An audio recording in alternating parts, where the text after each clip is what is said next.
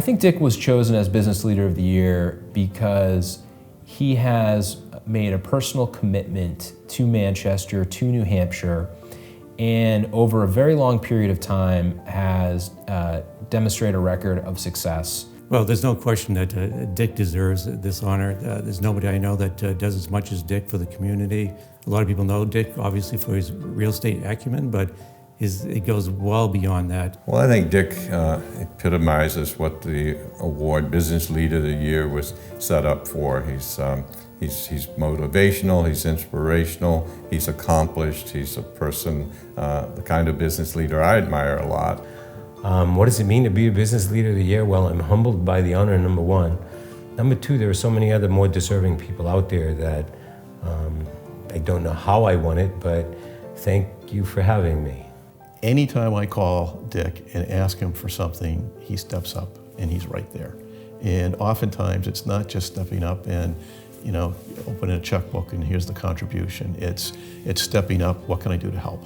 One thing about Dick is he always has his finger in many, many nonprofits organizations. It's something I admire the most about him because certainly Dick, he never forgets his roots. Dick Anagnost has a persona out there that precedes his presence in a room.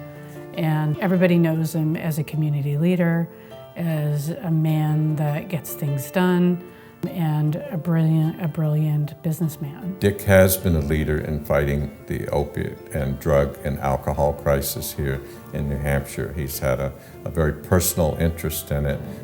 My son is 5 years sober. If he was in this room, he would be proud of the fact that he is.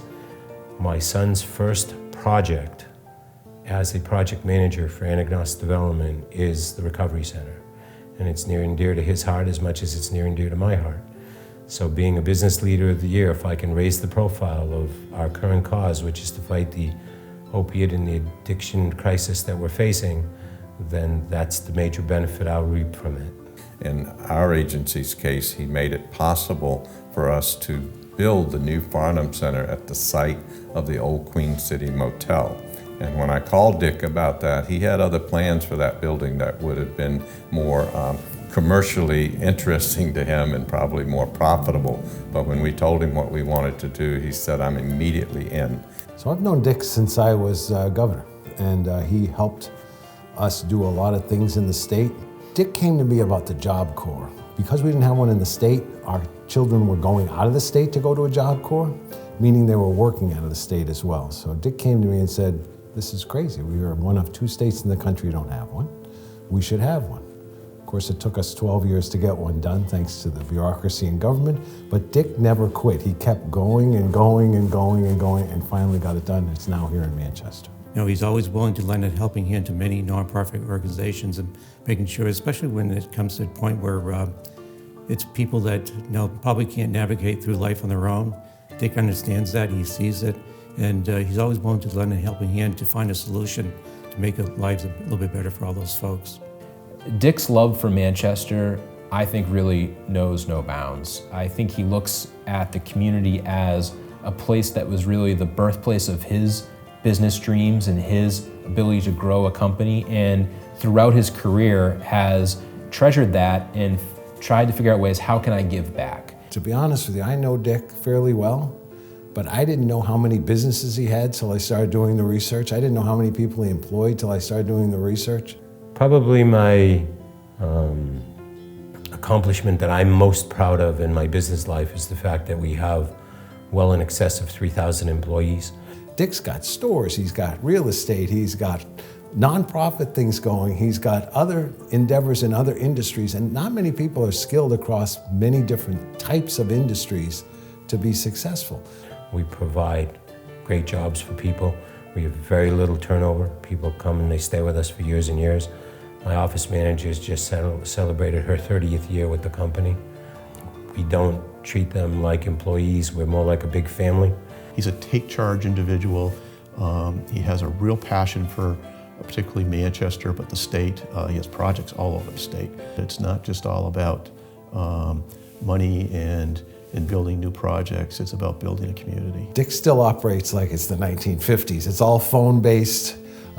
He doesn't really do email at all. He's just recently got an iPad, which he doesn't know how to use. But it's amazing to me in this day and age that Dick can do what he does without using technology more effectively. On the other hand, because he reaches out and speaks to people on the phone, it makes him very human. So there's making money in business and there's making an impact in business. And I think that Dick has absolutely thread that needle. He's one of the people that has made a real difference in this state, and he's also made a real difference in Manchester. Totally different kind of business person. Again, could use some courses on dressing a little bit better, but it works for him. Dick, congratulations on being selected as Business Leader of the Year. I can think of no more deserving honoree as yourself this year.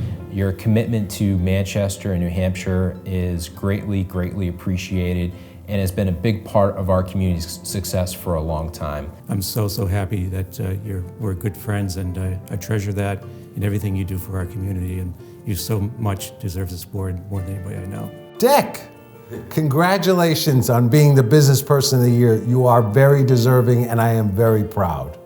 You are a wonderful man, and I just love you. I honestly don't know what I would do if I was to go into retirement. I'm a terrible golfer. Okay, I don't know how to fish. I'm too old to hunt. So realistically, I don't think retirement is in the near future for me.